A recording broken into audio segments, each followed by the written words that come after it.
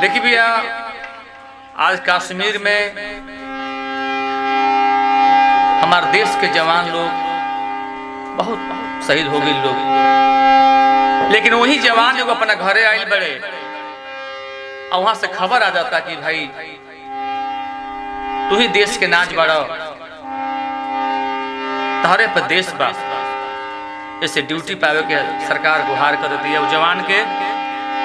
और देश के जवान तैयार हो गए कि ना हमारा देश प्रिय बा, पहले देश तब कोई बा। और जवान वर्दी कसत रहे आमकर पत्नी कपसत रही, नया नया शादी से कैसे कहता रही कि कैसे लगल मर्दी राजा जोई बका लड़ाई में, सुसुकी रोए मेहदी कलाई के। कैसे लगल मर्दी राजा जोई बका लड़ाई में, सुसुकी रोए मेहदी कलाई के, सुसुकी रोए मेहदी कलाई के।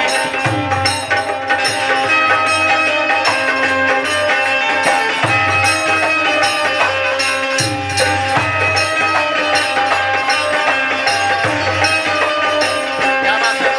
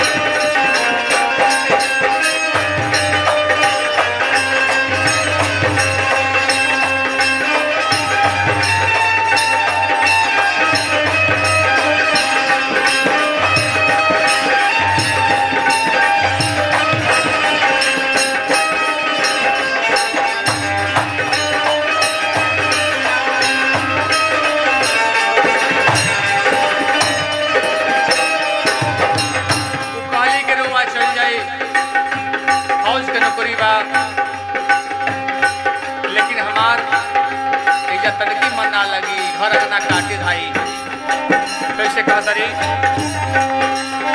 दिल में प्यार के बात बहुत बा, कैसे हम कहब हो तो सकतिया सुने से जरिया, कैसे राजा सब हो।